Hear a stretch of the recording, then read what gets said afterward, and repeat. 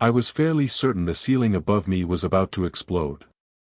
It hummed like a hungry reactor, every light strip flickering in seizure spasms, and the smell, ozone and burnt copper, made the hair on my arms rise as though I'd stepped inside a storm. Somewhere in the belly of docking ring 12, something was chewing through power it shouldn't have been chewing through. That was my cue. Fix it, get paid, go home, ideally without being fried into a crispy cautionary tale for future engineers. I pulled myself out of the conduit with a grunt, wiping sweat across a jumpsuit already tattooed with oil stains. My tool kit rattled like loose bones. Behind me, dock workers hurried past, muttering in languages I couldn't catch, eyes pointedly averted from the sparking panel. No one ever wants to stare too long at the thing that might kill them. I, however, had to stare at it. That was the job. Relax, I told the sizzling panel. I've dated worse. The panel did not relax. I was still crouched there, wondering which cable would decide to bite me first, when I felt eyes on my back.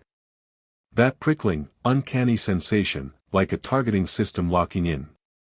I turned and saw her. She didn't belong in docking ring 12. Not in the usual sense, anyway. Everyone here walked like they owed someone money. She walked like she owned time. Tall, composed, dressed in fabric that shimmered faintly as if it disagreed with the lighting of the station. And the ears, slender, tapering upward in an elegant point that seemed to slice the air itself. I almost dropped my spanner. She didn't speak at first. Just watched me, like she was cataloging a strange new insect. Then, in a voice perfectly calm, she said, "That conduit is not meant to be touched while it breathes." I blinked. Breathes? It is alive, in its way. She tilted her head. Your people do not notice. Usually if the equipment's alive, we send it back for a refund. A pause. For a terrifying heartbeat I thought she might be offended. Instead, her lips curved just slightly, like someone testing a new expression. I exhaled, shoulders loosening. Okay. Maybe not lethal. You joke when afraid, she observed. Better than screaming. I jammed the spanner back in my kit. And I wasn't afraid. Just, mildly concerned about spontaneous combustion. Her eyes lingered on me, unsettling and curious. Then she said something I didn't expect, "You are unbound." Excuse me? Unbound. Her tone was factual, like announcing the gravity level. You wear no sigil, no tether mark. You drift. That's one way to put it, I said, standing to wipe my hands. Single, not married, free agent of chaos. Drifter extraordinaire. For a moment, silence stretched. Then she asked, "Do you seek tethering?" I froze. My brain, fueled by equal parts exhaustion and bad humor, tripped over itself. And before I could think better, my mouth betrayed me. Well, I said, with what I thought was disarming sarcasm, you'd make a good wife. The world stopped. Not just in the poetic sense. The air vents hushed, footsteps in the corridor halted, and even the broken conduit behind me seemed to decide it had better stay quiet. She stood very still, eyes widening by a fraction, ears twitching in a way I couldn't decode. Then she said, with the same crystalline clarity as a blade sliding free, "I accept." My laugh came out strangled. Ha! Good one. Very funny. Wait, what? I accept. She stepped closer, every word deliberate. You speak the vow. You bind yourself. I looked wildly around, desperate for a witness to confirm that this was a massive cosmic prank. The dockhands who had been loitering earlier were now lined up at a distance, whispering to each other with giddy fascination. One of them even gave me a thumbs up. Oh no, I muttered. No, no, no. This is not, look, I was joking. You know what a joke is, right? Haha. Humor. Laughter. You speak lightly, but you spoke, she replied, head high, voice carrying like a proclamation. It is done. I rubbed my forehead. This station really needs a bar. Preferably one that serves brain bleach. The dockhands chuckled, which only made it worse. The woman, no, the alien, regarded me with something halfway between serenity and amusement. I am Lyra of the Ellyri, she said, finally giving me a name. And you are, mine. My jaw tried to escape my face. That's not, listen, there's been a big misunderstanding. Humans don't, this isn't how. But she lifted one slender hand, silencing me like I was an unruly child. You will learn, she said simply. Behind her, the conduit sparked again, a bright, violent crackle that lit the corridor like lightning. And in that moment, I couldn't decide which was more dangerous, the station's malfunctioning heart, or the woman who had just, apparently, married me with 2 words. I swallowed. Well, guess dinner's on me. And to my horror, Lyra actually nodded. The first thing I learned about being accidentally married to an alien was that the paperwork was instantaneous. I didn't sign anything. I didn't press my thumb to a scanner. I didn't even mutter the usual, sure, whatever gets me paid. Yet somehow, by the time I stumbled after Lyra through the crowded docking bay, there were already whispers threading through the station, like fire along old wiring. The human had bound the Ellyri commander. Yes. Commander. She didn't mention that part right away. She simply strode forward, robes whispering against the floor, ears twitching faintly as dockworkers bowed or saluted or, was that a gift basket? Someone actually handed her a basket of glowing fruit. She nodded regally. I, meanwhile, tried not to trip over a loose cable. Wait, I hissed, jogging to keep up with her. Commander? Commander of what, exactly? Of the Dawn Ward fleet, she said without pausing. I nearly choked.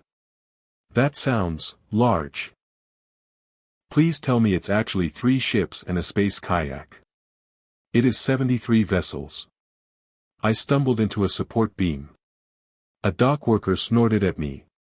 73 vessels. And I just married their boss. She glanced sideways, calm as starlight. Yes. I pinched the bridge of my nose. You know, back on Earth, I couldn't even get a date with someone who owned a scooter.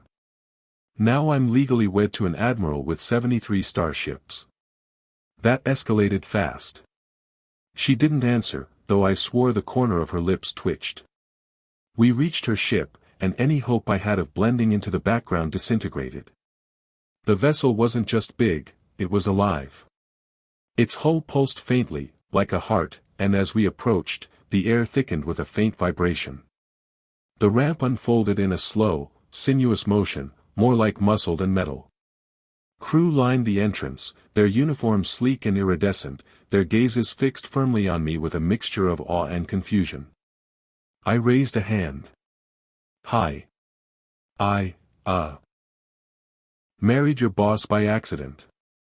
Totally normal Tuesday, right? Not a single laugh. Okay, I muttered. Tough crowd. Inside, the ship was stranger still. The corridors curved organically, no right angles, as though we were walking inside the ribcage of some vast creature. The walls shimmered faintly when Lyra touched them, lighting her path, and I couldn't shake the feeling the vessel was paying attention. So, I said, trying to fill the silence before my own nerves ate me alive, do I get, like, a uniform now?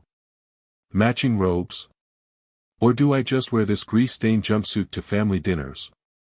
You will be attired properly when the rites commence, Lyra said. Rites? Oh no. That word always means trouble. What kind of rites? She didn't answer, which was worse than an answer. The crew kept stealing glances at me, whispering in tones that weren't subtle at all. I caught fragments, bold human, dangerous vow, strange humor. One officer even pointed at me and said something that made the others laugh. Lyra barked a single word and the laughter died instantly. I leaned toward her. Was that good or bad? They wondered why you have such small ears, she said evenly. I touched my very ordinary, round ears. Small. Excuse me, these ears are perfectly average in my species. Function over fashion. They said perhaps your hearing is weak. Well, joke's on them, I've been ignoring responsibility my whole life just fine. Her composure cracked for a moment. Not much. Just a tiny huff of amusement, quickly smothered. But I saw it. I clung to it like a lifeline. We reached a chamber at the heart of the ship. It was vast, domed, glowing faintly from panels of crystal. At its center hovered a structure that looked suspiciously like a throne but pulsed like an organ.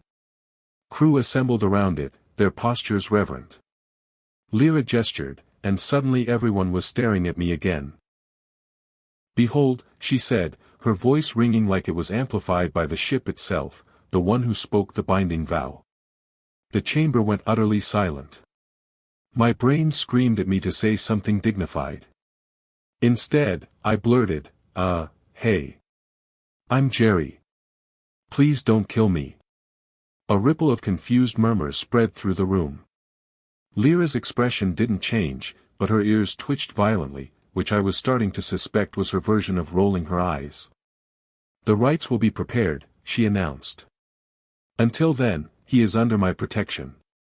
And just like that, the crew dispersed, though several kept sneaking glances at me as if I'd grown an extra head. I stood there, feeling about as out of place as a rubber chicken in a war council. Okay, I whispered to her when the room cleared. We need to talk. I think there's been a serious cultural misunderstanding. She turned, serene as ever. You spoke. I accepted. There is no misunderstanding. I groaned. Where I come from, saying someone would make a good wife is just a figure of speech. Like saying someone would make a good pilot, or a good cook. It doesn't mean I actually. Her gaze stopped me cold. Calm, unblinking, unshakable. In my people's law, words are truth. Spoken intention cannot be erased. I laughed nervously. Well, that's a very inconvenient legal system for people like me. I've said I'd totally quit drinking soda about 400 times. She tilted her head, studying me. Perhaps that is why your kind drifts. The ship hummed beneath my feet, almost like it was agreeing with her. I sighed, running a hand through my hair. So, what happens if I don't go along with this? Her answer was instant. War. My throat closed. War. With who exactly? Everyone. I stared at her, then burst out laughing because my brain refused to process it any other way. Great. Perfect. Accidentally married an alien and now the divorce settlement is Galactic War. This is fine. Totally fine. Her lips curved again, just slightly. You continue to jest. It's either that or scream. She studied me for a long moment, then, unexpectedly, nodded. Then jest. It may be useful. That was when the throne-like structure pulsed brighter, the walls shuddered, and a deep voice, impossible, resonant, ancient, echoed through the chamber. The union is witnessed. I almost fainted. Lyra simply bowed her head. The voice still rattled inside my skull long after it faded.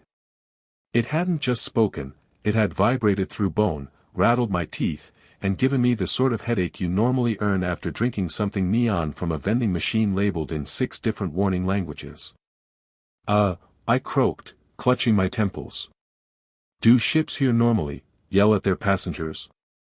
Lyra, perfectly composed, said, it was not the vessel. It was the witness.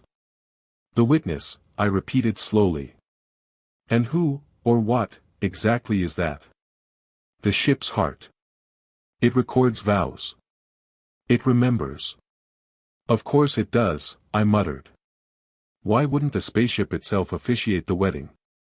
Saves money on catering. Lyra tilted her head. Catering? Never mind.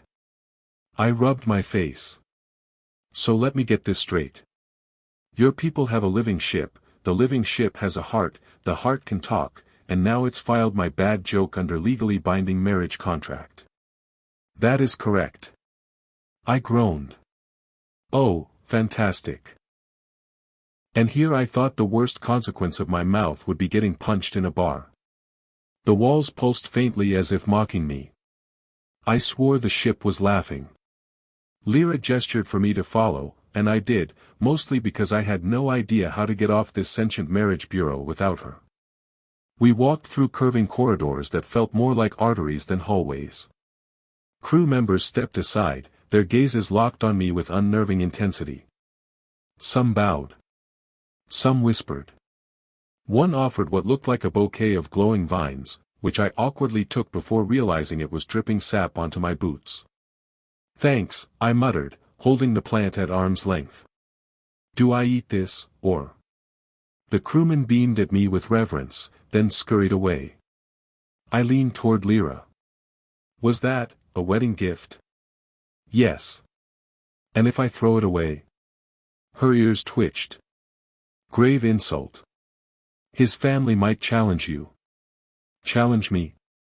To what, a duel? Yes. I sighed. Great. First hour of marriage and I'm already on someone's hit list because of a plant. We entered a chamber that looked suspiciously like a dining hall, though the tables were long, curved, and oddly warm to the touch. Plates of shimmering food waited, each dish glowing faintly, as though the ingredients had been grown under alien suns. Lyra sat gracefully, motioning for me to do the same. Crew filed in, sitting with the discipline of a military unit. I tried to keep my cool, but the food was staring at me. Literally. One bowl contained something with too many eyes that blinked in unison. Another had noodles that moved on their own, twisting and curling like they wanted to escape the plate. Lyra picked up a delicate utensil and began eating in silence, perfectly calm. I glanced at my own plate, some gelatinous blob pulsing faintly, like a miniature lava lamp. It quivered when I poked it.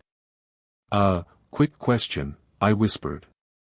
Am I supposed to kill this thing before I eat it? It is already dead, she said without looking up. Then why is it still moving? It honors you by remembering its motion. I stared at it. That's creepy. And kind of poetic. Creepy poetic. She ate with serene precision. I took a bite. The blob exploded in my mouth like fizzy soda and lightning. I yelped, nearly choking, which earned a few muffled laughs from nearby crew. Lyra's eyes flicked toward me, and they instantly fell silent again. I gasped for air. That was not food. That was a prank. It was sustenance, she said calmly. You survived. Oh, good. That's reassuring. After the meal, a low chime resonated through the hall. Crew members rose in unison, bowing to Lyra before leaving. I slouched, stomach buzzing unpleasantly, until she stood and fixed me with that unreadable gaze. You must learn our customs, she said. I groaned. I can barely survive your appetizers, and now you want me to do customs. It is necessary. Tomorrow, the council convenes. They will judge our union. My fork slipped from my hand, clattering against the table. Council? Judging? Oh, no, no, no. I can't survive a job interview without sweating through my shirt. Now I have to impress a council of aliens who think words are permanent. I'm doomed. You will speak carefully, she said. I laughed nervously. Carefully is not in my skill set. My mouth has two speeds, sarcasm and disaster. Her lips twitched again, that barely their smile she tried to hide. Then perhaps disaster will charm them. The ship hummed, almost approvingly, and I wasn't sure if that was a blessing or a curse. Later, she showed me to quarters that were apparently ours. The room pulsed gently, walls glowing in soft rhythm, like a heartbeat surrounding us. A bed, or something bed adjacent, rose from the floor, formed of braided strands that looked suspiciously alive. I hovered by the door. So, about the sleeping arrangements. Just to clarify. Back home, newlyweds usually. She raised a hand. We will not share until the third rite. I blinked. Third rite? How many rites are there? 17. I nearly fainted. 17. Lady, I barely survived your salad course, and now you want me to live through 17 rites? Her ears twitched again. You jest. Yet you endure. I collapsed onto the strange bed, groaning. Endure is one word for it. Slowly dying inside is another. She stood in the doorway, calm and unreadable. Sleep. Tomorrow begins your true trial. As she left, the walls pulsed brighter, like the ship itself was laughing at me. I muttered into the alien mattress, I swear, if this ends with me juggling in front of a galactic council, I'm out. The mattress shivered under me, and I had the horrible suspicion it agreed. I woke up to the sensation of something humming in my teeth. Not around me. Not under me. Inside my teeth. Like a dentist drill had moved in overnight and started a rock band. I sat up with a groan. The alien mattress rippled as if disappointed to lose its grip on me. The walls pulsed faintly, the glow syncing with my heartbeat.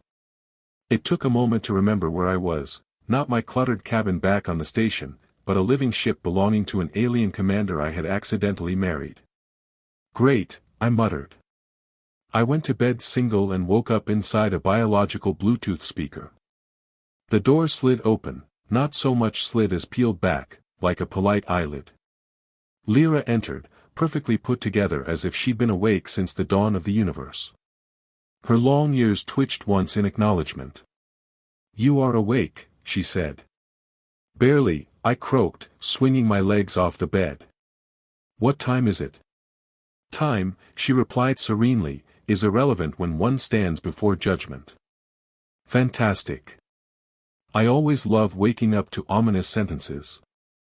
She handed me what looked like clothing, though it shimmered oddly in her hands. When I touched it, the fabric warmed, then adjusted its shape to fit me.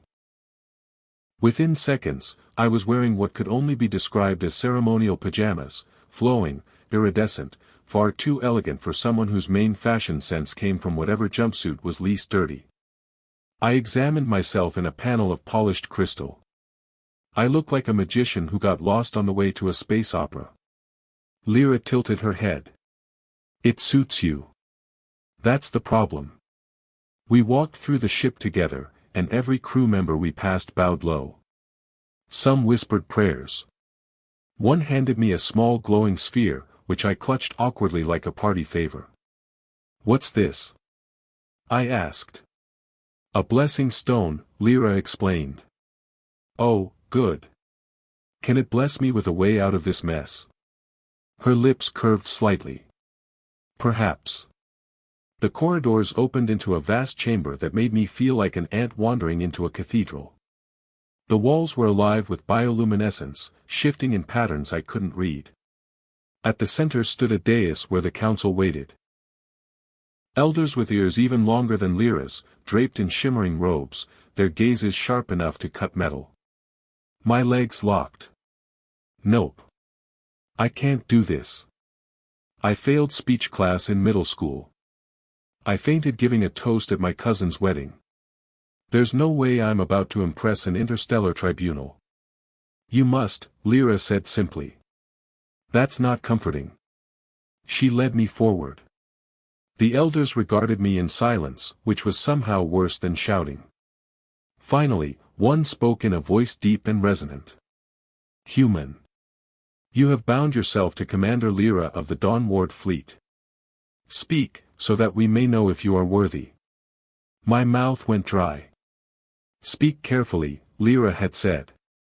My brain, of course, chose that moment to abandon me completely. Hi, I began brilliantly. My name's Jerry. Fix things. Badly, sometimes. Like once I repaired a coolant line with duct tape. Worked fine until it froze solid and snapped off. Fun story. The chamber was silent. I felt sweat dripping down my back. Anyway, I continued, panicking, what I'm saying is, I'm adaptable. You know, resourceful. And very committed to, not dying. Which I assume is also one of your cultural values. A ripple of murmurs ran through the council. Lyra's ears twitched like she was suppressing an intergalactic sigh. One elder leaned forward. Do you take responsibility for your vow? Do you accept the bond without hesitation? I swallowed hard. Every instinct screamed at me to backpedal, to insist it was a misunderstanding. But then I looked at Lyra, standing calm and proud beside me, watching with eyes that seemed both stern and expectant. My mouth betrayed me again. Yes. Without hesitation. Gasps echoed around the chamber. Lyra's composure cracked, just slightly, but I caught the flicker of surprise. The elders rose in unison. The bond is acknowledged. The chamber glowed brighter, the walls thrumming with energy. I thought I might throw up. As we left, I whispered urgently to Lyra, why did I say that? Why do I keep agreeing to things? My brain needs a lock on the mouth. Perhaps, she said, her voice softer than usual, because some part of you does not wish to escape. I stumbled. What? No. Definitely wish to escape. Escape is my middle name. Jerry Escape Johnson. Her ears twitched, betraying her amusement. You jest. Yet you spoke truth before the council. I also once told a customs officer I was smuggling candy bars. I'm not exactly a paragon of honesty under pressure. She didn't answer, but her gaze lingered on me in a way that made my stomach twist. Back in the corridor, I slumped against the wall, exhausted. Crew members passed by, nodding respectfully, and one whispered something that made the others chuckle. What did he say? I asked. Lyra's ears twitched again. That you are bold for a human. I groaned. Bold? No. Reckless. There's a difference. Perhaps, she said quietly, that is what makes you interesting. And before I could argue, the ship pulsed beneath our feet, as if it agreed with her. The ship tried to feed me breakfast, and I nearly died. It started when the wall opened like a yawning mouth and offered me a bowl of something green and steaming. At first glance, it looked like soup. At second glance, the soup blinked. I shoved the bowl back into the wall. Nope. Not eating anything that stares at me before I drink it. The wall pulsed as if disappointed, then spat the bowl back into my hands. Persistent, huh? Fine. I dipped the spoon and took a cautious sip. My tongue fizzed. My teeth buzzed. My vision went purple for a solid 5 seconds. Okay, that's either food or engine coolant. When I stumbled into the corridor, Lyra was waiting, of course, perfectly calm and regal, as if she hadn't just shared a cabin with a half-conscious human drowning in alien soup. She raised one elegant brow at me. You are pale, she observed. Thanks for noticing. Your ship just tried to assassinate me with breakfast. Her ears twitched once. It nourished you. It electrocuted me. It awakened your nerves. Efficient. Lady, my nerves are awake enough already. She started walking, and I jogged to keep up. We passed crew who bowed or saluted, some staring at me with awe, others with thinly veiled curiosity. One handed me a bundle of cloth. I opened it to find socks. Glowing socks. What's this for? I asked. Ceremonial footwear, Lyra replied. I held them up. Do I have to wear them? Yes. I sighed. I knew it. I'm in the galaxy's weirdest wedding pageant. She didn't laugh, but her lips twitched in that almost smile I was beginning to recognize. We entered a chamber lined with strange instruments, half kitchen, half laboratory. The walls hummed like a hive. I realized, with growing dread, that this was some kind of communal cooking space.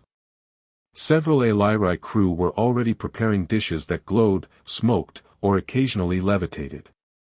Lyra gestured toward the counter. Today you will contribute to the meal. My jaw dropped. Contribute? You've tasted my cooking, right? No, wait, you haven't. Good. Because the last time I tried to make toast, the fire alarm begged for mercy. This is tradition, she said calmly. A union must feed the fleet together. I groaned. What if the union accidentally poisons the fleet together?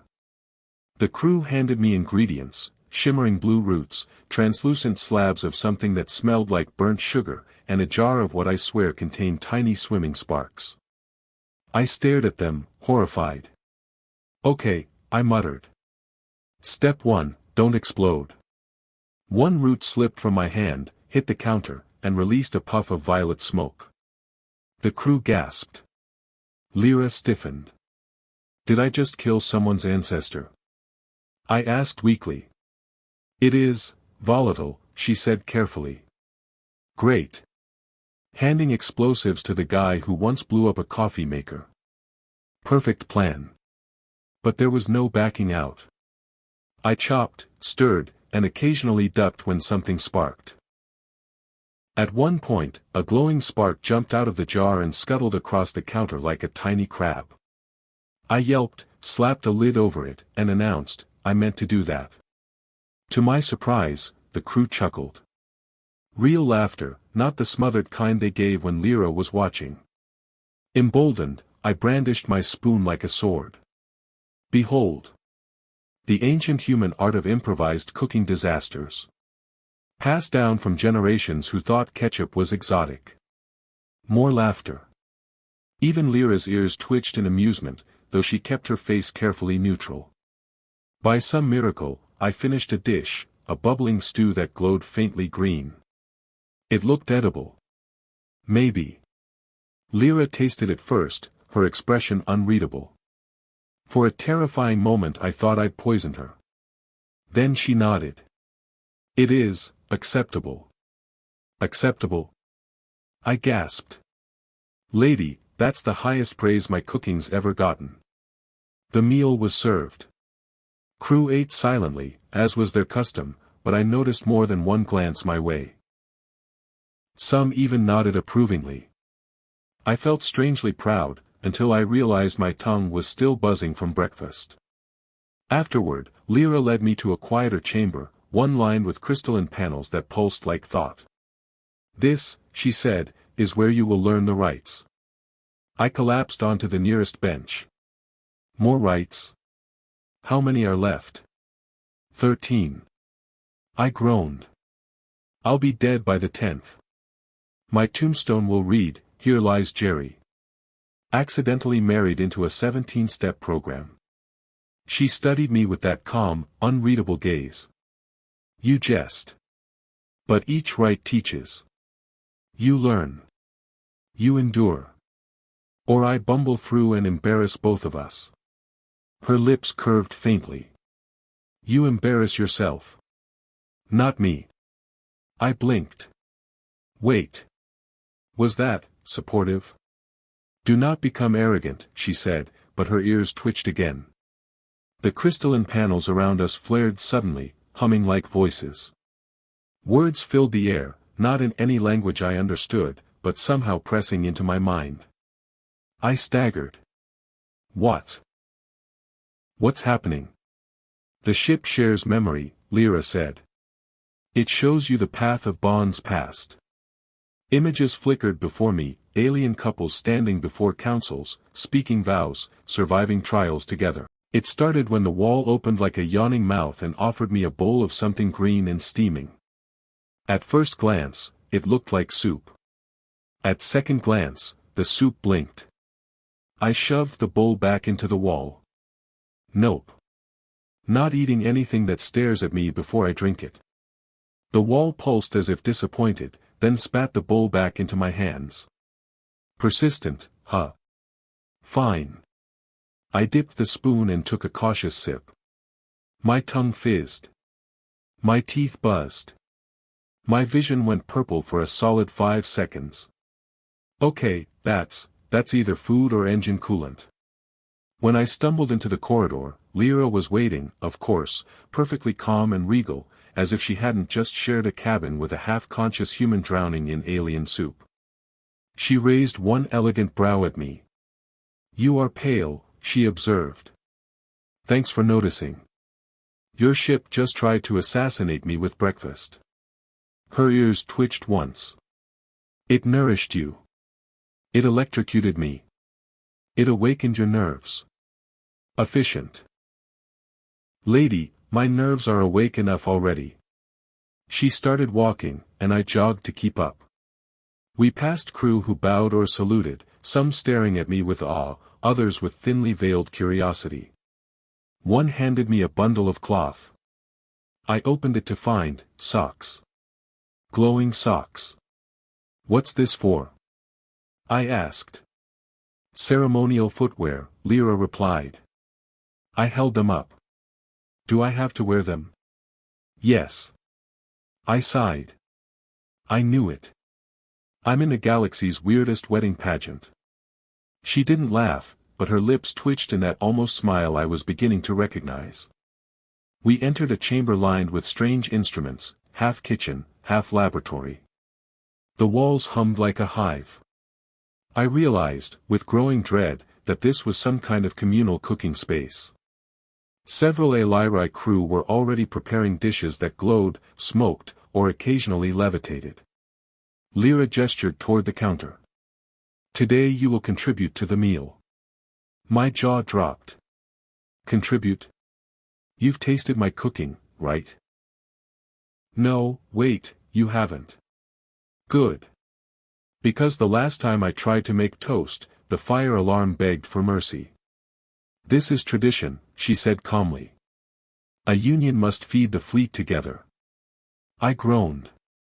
What if the union accidentally poisons the fleet together? The crew handed me ingredients, shimmering blue roots, translucent slabs of something that smelled like burnt sugar, and a jar of what I swear contained tiny swimming sparks. I stared at them, horrified. "Okay," I muttered. "Step 1, don't explode." One root slipped from my hand, hit the counter, and released a puff of violet smoke. The crew gasped. Lyra stiffened. "Did I just kill someone's ancestor?" I asked weakly. "It is volatile," she said carefully. "Great. Handing explosives to the guy who once blew up a coffee maker. Perfect plan." But there was no backing out. I chopped, stirred, and occasionally ducked when something sparked. At one point, a glowing spark jumped out of the jar and scuttled across the counter like a tiny crab. I yelped, slapped a lid over it, and announced, "I meant to do that." To my surprise, the crew chuckled. Real laughter, not the smothered kind they gave when Lyra was watching. Emboldened, I brandished my spoon like a sword. Behold! The ancient human art of improvised cooking disasters. Passed down from generations who thought ketchup was exotic. More laughter. Even Lyra's ears twitched in amusement, though she kept her face carefully neutral. By some miracle, I finished a dish, a bubbling stew that glowed faintly green. It looked edible. Maybe. Lyra tasted it first, her expression unreadable. For a terrifying moment I thought I'd poisoned her. Then she nodded. "It is acceptable." "Acceptable?" I gasped. "Lady, that's the highest praise my cooking's ever gotten." The meal was served. Crew ate silently, as was their custom, but I noticed more than one glance my way. Some even nodded approvingly. I felt strangely proud, until I realized my tongue was still buzzing from breakfast. Afterward, Lyra led me to a quieter chamber, one lined with crystalline panels that pulsed like thought. "This," she said, "is where you will learn the rites." I collapsed onto the nearest bench. "More rites? How many are left?" 13. I groaned. "I'll be dead by the 10th. My tombstone will read, 'Here lies Jerry. Accidentally married into a 17-step program.'" She studied me with that calm, unreadable gaze. "You jest. But each rite teaches. You learn. You endure. Or I bumble through and embarrass both of us." Her lips curved faintly. "You embarrass yourself. Not me." I blinked. "Wait. Was that supportive?" "Do not become arrogant," she said, but her ears twitched again. The crystalline panels around us flared suddenly, humming like voices. Words filled the air, not in any language I understood, but somehow pressing into my mind. I staggered. "What? What's happening?" "The ship shares memory," Lyra said. "It shows you the path of bonds past." Images flickered before me, alien couples standing before councils, speaking vows, surviving trials together. Each face serious, resolute, bound by honor. And then there was me, standing there in glowing socks, trying not to burp during sacred silence. I swallowed hard. "Lyra. I'm not like them. I'm not noble, or disciplined, or even particularly good at not blowing things up." She regarded me quietly. "And yet you stand here." I tried to laugh, but my throat was tight. "By accident. Perhaps. Or perhaps not." The panels dimmed, leaving me dizzy and unsettled. I sat heavily, running a hand through my hair. "You know what the scariest part is? I think I'm starting to care whether I screw this up." Lyra's ears twitched again, but she said nothing. The silence between us felt heavier than any vow. I swallowed hard. "Yeah, well, neither are you." The ship hummed again, as if agreeing. And in that moment, I realized that for all my panic and jokes, I wasn't thinking about how to escape anymore. I was thinking about how to stay. The ship sang while it healed itself. That's the only way I could describe the sound, a low resonance, like whales humming through steel pipes.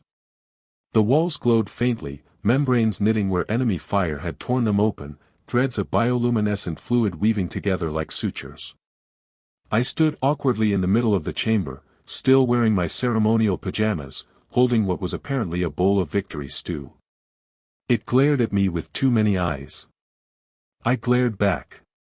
"Listen, Soup," I muttered. "I fought off panic attacks for an entire space battle. You don't scare me." The Soup blinked. "Twice." "Okay, fine. You scare me a little." Crew members drifted around us, exhausted but alive. They saluted Lyra as she passed, gratitude in their eyes, reverence too.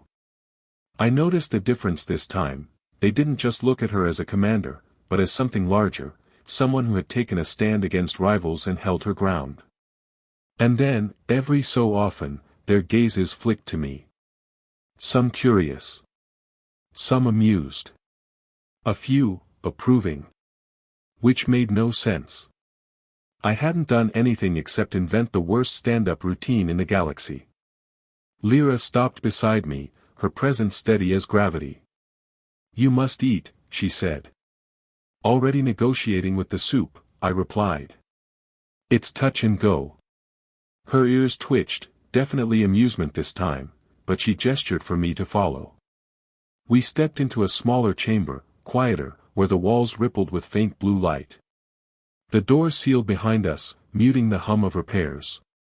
"This is private," she said, and that one word, private, sent a shiver through me. "Private as in, you're about to yell at me for making bad jokes in the middle of combat?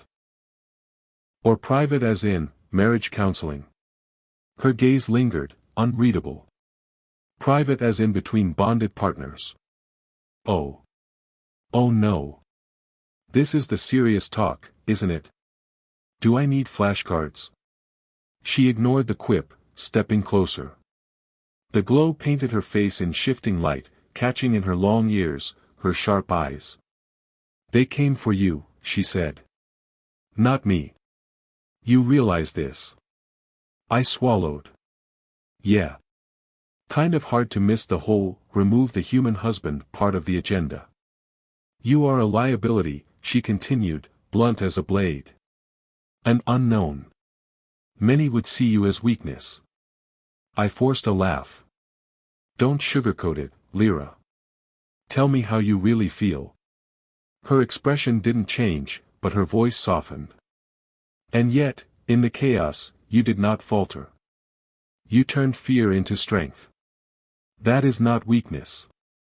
Heat climbed my neck. I told one-liners while enemy ships tried to vaporize us. That's not strength, that's coping with comedy. The human condition. It steadied them, she said simply. I opened my mouth to argue, then closed it again. Because she was right. I had seen it. The flicker of laughter, the easing of shoulders, the momentary lightness in the middle of terror. And somehow, impossibly, my uselessness had become useful. Well, I muttered. Guess I'll put battle comedian on my resume.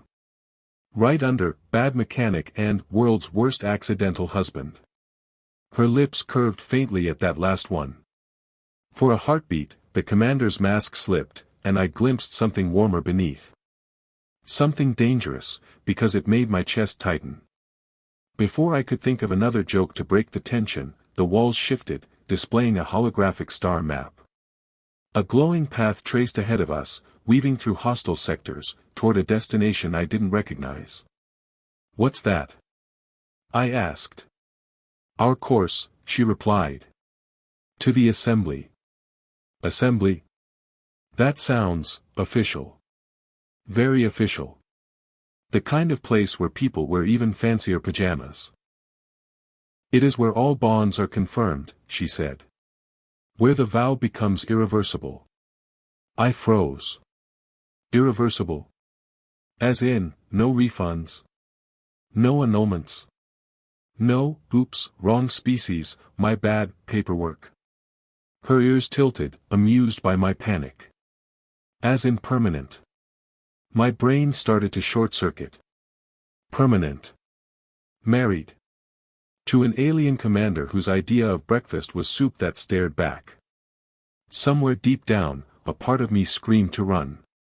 Another part whispered, traitorously, stay. I tried to lighten the air. Well, I always dreamed of a destination wedding. Just didn't think it would be in the middle of hostile space with enemies trying to laser me into atoms. You may yet have that dream, she said, her tone unreadable. The map flickered, highlighting hostile signatures along the path. Rivals waiting. Ambushes prepared. I rubbed my face. Of course. Because a straight trip to Space Vegas would be too easy. She stepped closer again, so close I could feel the warmth radiating from her. Her voice lowered. If you regret your vow, speak now. I would hear it.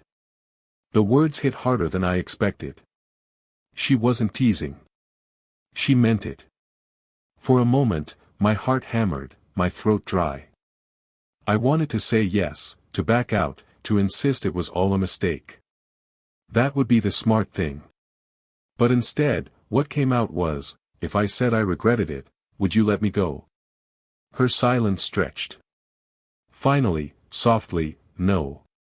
I swallowed hard. My joke died before it reached my lips. The map glowed brighter, the path pulling us forward, and I realized I wasn't just trapped in a misunderstanding anymore. I was standing on the edge of something I didn't have a name for. Something that terrified me more than enemy fleets ever could. The assembly chamber was larger than anything my imagination could have cooked up on its most overcaffeinated night. It wasn't just a room.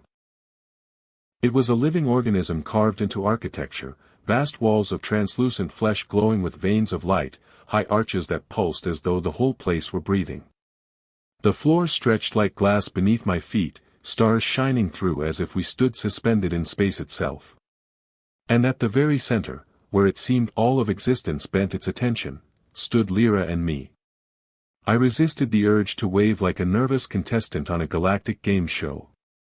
Thousands of eyes, some human-shaped, most not, watched from every direction. Species with skin like molten bronze, with crystalline faces, with feathers that glimmered like oil on water. It felt like the whole galaxy had RSVP'd to our awkward wedding. So, I whispered to Lyra, do we, exchange rings? Or are we doing more of a laser sword duel ceremony?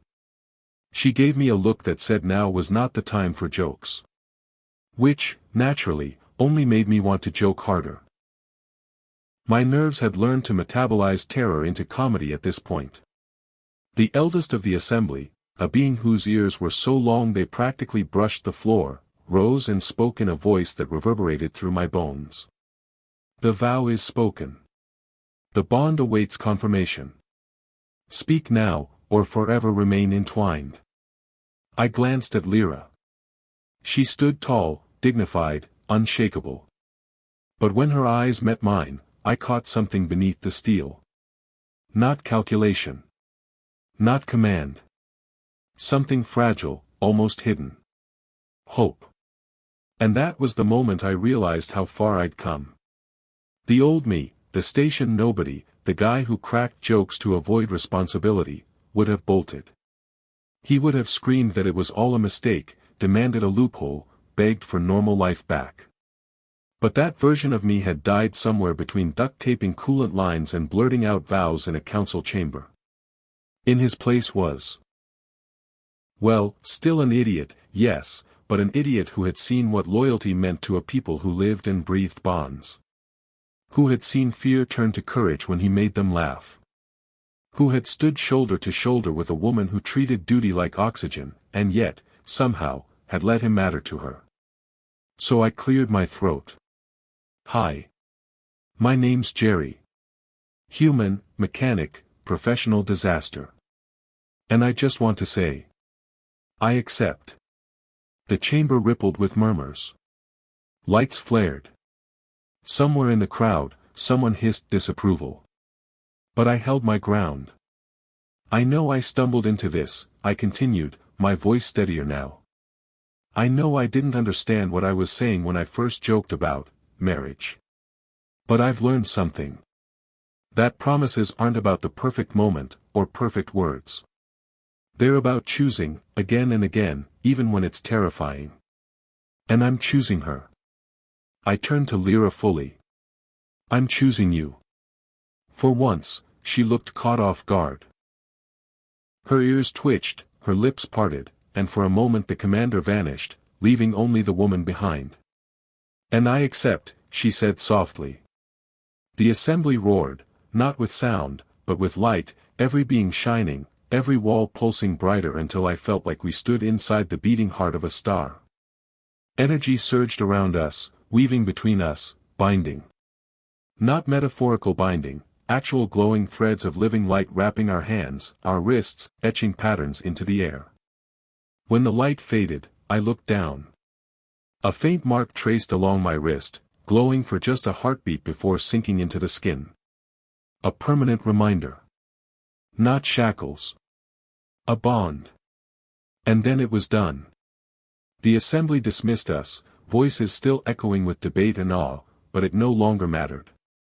The galaxy could argue. Rivals could plot.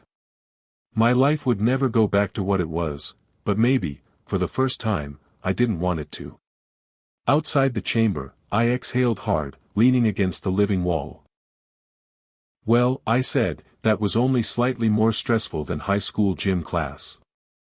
You spoke with truth, Lyra replied, standing close enough that her shoulder brushed mine. Yeah, I admitted, running a hand through my hair. Weird, right? Honesty. I should try it more often. Might even make a habit of it. Her lips curved, an almost smile, but not quite. Do not overuse it. Your jesting has value. I laughed, shaking my head. Great. My life's purpose is officially comic relief. Glad we cleared that up. But then she looked at me again, really looked, and in that gaze I felt the weight of everything we'd survived. She wasn't smiling now, but her eyes were warm, and that was more disarming than any grin. The ship thrummed beneath our feet, already preparing to leave orbit, and I realized something: I wasn't trapped anymore. I wasn't the outsider fumbling through an alien culture. I was part of it. Part of her. "All right," I said, straightening, pretending for both our sakes that my heart wasn't racing. "Where to now? Honeymoon on a lava planet? Romantic getaway inside a black hole?" Her ears twitched. "We return to the fleet. There will be challenges. Opposition. But together." "Together," I echoed, surprising myself with how steady it sounded. And as the stars shifted around us, pulling us into a future that was equal parts terrifying and absurd, I couldn't help but grin. Because against all odds, the human nobody and the alien commander had somehow made it work. Maybe not the love story anyone expected. But it was ours.